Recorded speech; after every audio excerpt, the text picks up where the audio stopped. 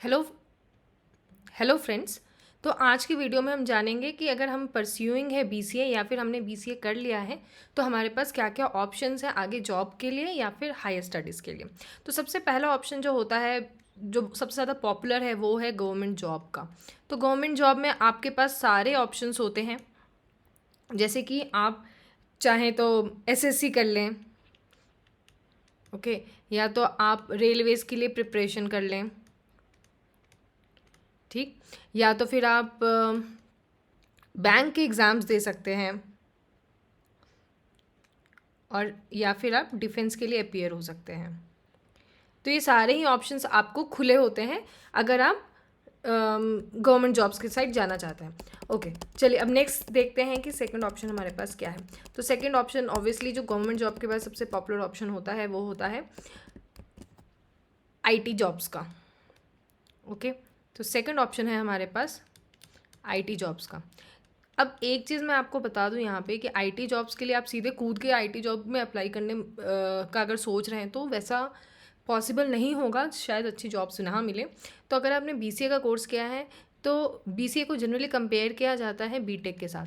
पर होता क्या है कि बीटेक है 4 ईयर का कोर्स एंड बीसीए है 3 ईयर्स का कोर्स, ट्रेडिशनल कोर्स, और बीटेक है प्रोफेशनल कोर्स। तो दोनों में थोड़ा अंतर तो है, जिसकी वजह से अगर आपने बीसीए किया है तो आपको प्रेफर करना चाहिए कि आप कोई सर्टिफिकेशन कर लें। सर्टिफिकेशन से मेरा मतलब ये नहीं है कि आप गए और कहीं पे कुछ लैंग्वेज सीख के आ गए और उसको अपने उसमें लिख दिया, रिज्यूमे में लिख दिया। सर्टिफिकेशन करने का मतलब है कि आप अगर कोई चीज़ कर रहे हैं तो अच्छे से करें और समझें, जिसका प्रैक्टिकल नॉलेज आपके पास हो। तो ये सर्टिफिकेशन क्या हो सकती है वो मैं आपको बता देती हूँ। ये हो सकती है मशीन लर्निंग, ये हो सकती है बिग डेटा, ये हो सकती है डेटा एनालिस्ट की, ये हो सकती है नेटवर्किंग की। नेटवर्किंग की एक्चुअली मैं बता दूं तो सीसीएनए का कोर्स होता है बाय सिस्को, जो कि हमेशा ही डिमांड में रहता है। तो आप ये कर सकते हैं अगर आपको नेटवर्किंग में इंटरेस्ट है। या तो हो सकता है कि आप डेवऑप्स का कर लें, ठीक है। तो ये कुछ चीज़ें हैं। फिर डेटा सिक्योरिटी है। तो ये कुछ चीज़ें हैं जो आप सर्टिफिकेशन के नाम पे आप कर सकते हैं और आपको इससे आपके करियर को बूस्ट मिलेगा, ठीक। तो अब हम ये जान लेते हैं कि हमें एक चीज़ आप समझ गए ना यहाँ पे कि हमें कोई लैंग्वेज का कोर्स नहीं करना है। चलिए, तो अब मैं ये बता दूं कि एक बीसीए स्टूडेंट को सैलरी कितनी मिलती है। तो जब सैलरी की बात आती है तो एक एवरेज सैलरी जो है आईटी फील्ड में आपको हो सकता है कि 12 से 30K के बीच में मिले। ये एक एवरेज सैलरी है, इससे ज़्यादा भी मिल सकती है। ये मिनिमम कह सकते हैं आप। 12K जो मैं लिख रही हूँ ये शायद मिनिमम होगा। आप इससे ज़्यादा ऑब्वियसली गेन कर सकते हैं, अर्न कर सकते हैं, आपके स्किल्स के ऊपर है। आपने अपने बीसीए के दौरान आपकी कोडिंग स्किल्स कितनी ग्रो हुई, आप कितना अच्छा कोड कर पाते हैं, उसके बेसिस पे आपके पैकेज हाई हो सकते हैं। तो जो कंपनीज़ हैं जो जनरली बीसीए बीटेक के साथ अलाउ करती हैं, उसमें सबसे पहले एक्चुअली सारी कंपनीज ऑलमोस्ट अलाउ कर देती हैं, पर जो सबसे ज़्यादा फेमस कंपनीज़ हैं उनमें आता है नाम इन्फोसिस, ठीक है, टीसीएस, विप्रो, फिर आता है आपका एचसीएल, एचपी। तो ये कुछ कंपनीज़ हैं जो बीसीए को आराम से अलाउ करती हैं।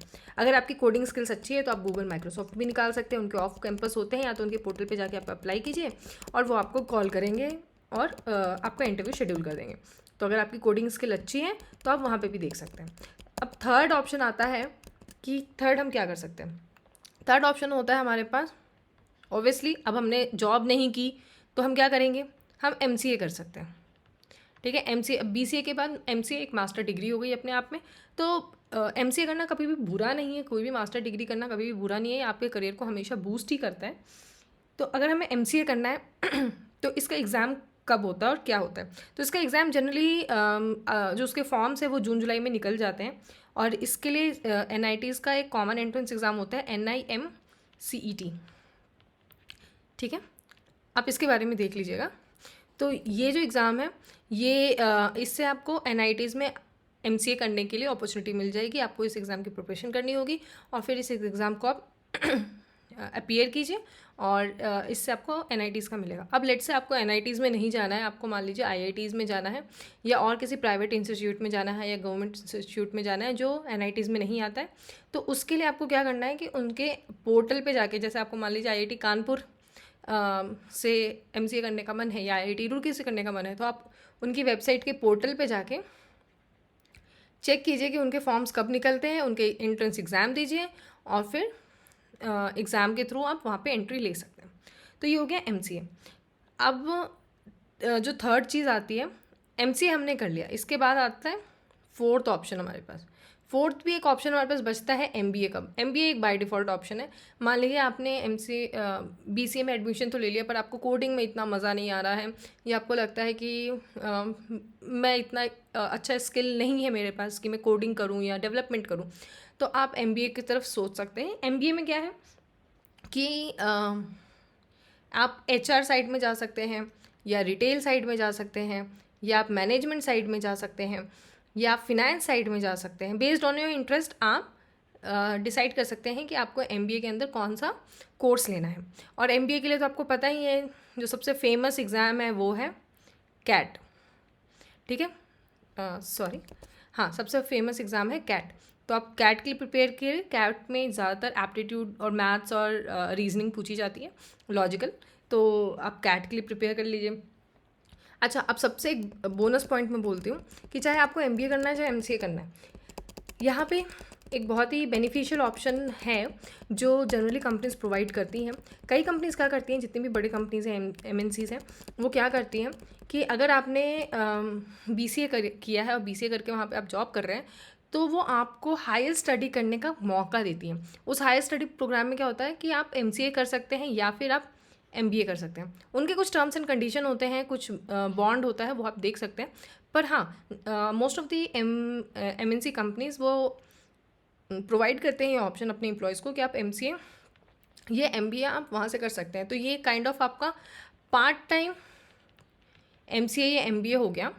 अब इसमें बेनिफिट क्या है कि आप अपनी जॉब भी कर रहे हैं, आप अर्न भी कर रहे हैं और आपके साथ में पढ़ाई भी हो रही है, ठीक है। तो अगर आपने, चलिए अगर मान लीजिए आपने किसी कंपनी को ज्वाइन किया और वहाँ पे कंपनी स्पॉन्सर नहीं कर रही है, तो अगर कंपनी स्पॉन्सर नहीं कर रही है, इन दैट केस ऑल्सो आप जॉब के साथ साथ आप पार्ट टाइम कोर्स IGNOU से भी कर सकते हैं, ठीक है। तो ये एक ऑप्शन हो जाता है MCA या MBA करने का। ये ट्रेडिशनल कोर्सेज MCA है, MCA या MBA लोग करते हैं पार्ट टाइम और उससे आपके CV पे कोई ऐसा इफेक्ट नहीं आता। तो अगर आपको लगता है कि आपके पास प्रॉपर स्किल्स हैं तो आप BCA के थ्रू किसी भी IT इंडस्ट्री में ज्वाइन कीजिए और उसके बाद आप आगे की डिग्री MCA या MBA कर सकते हैं। चलिए ठीक है, आई होप आपको इन्फॉर्मेशन अच्छी लगी हो। अगर अच्छी लगी है तो इस चैनल को सब्सक्राइब ज़रूर करें। Thank you so much, bye.